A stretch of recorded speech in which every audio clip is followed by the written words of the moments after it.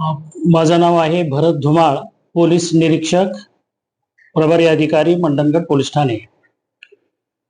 आपल्याकडं रवींद्र विष्णू जाधव राहणार दहागाव यांनी त्यांची पत्नी अर्चना हिचे सोनाचे मंगळसूत्र गंठण 6 तोळे वजनाचे साधारणतः 8,40,000 रुपये किमतीचे चोरीला गेल्याबाबत तक्रार दाखल केलेली होती. 21/8 आपण रात्री 21 वाजता ती तक्रार दाखल केली. दाखल केल्यानंतर तात्काळ आपण सदर घटनेची माहिती आपल्या जिल्ह्याचे पोलीस अधीक्षक साहेब, माननीय बगाटे सर, त्याचप्रमाणे अप्पर पोलीस अधीक्षक साहेब श्री महामुनी सर आणि उपविभागीय पोलीस अधिकारी श्री सनस साहेब यांना आपण माहिती दिली आणि वरिष्ठांनी दिलेल्या सूचनाप्रमाणे आपण ताबडतोब ह्या गुन्ह्याचा तपास सुरू केला.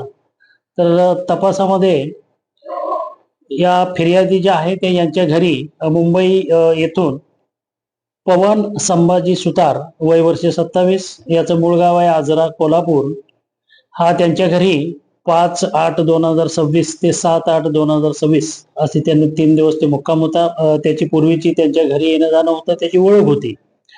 परंतु या तारखेला त्यांनी तिथं राहिल्यानंतर त्याच्यावरती त्यांनी संशय व्यक्त केलेला होता.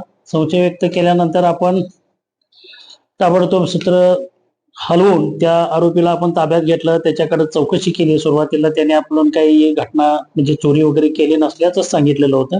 परंतु पोलिसांनी त्याला विश्वासात घेऊन त्याच्याकडून सगळी माहिती गोळा केली आणि माहितीच्या आधारे त्यांना दिलेल्या माहितीप्रमाणे आपण मुंबई भांडूप या ठिकाणी एका ज्वेलर्सकडे त्यांना ते सोन्याचं गंठण जे आहे साधारणतः 8,40,000 रुपये किमतीचं त्यांनी जे ठेवलेलं होतं.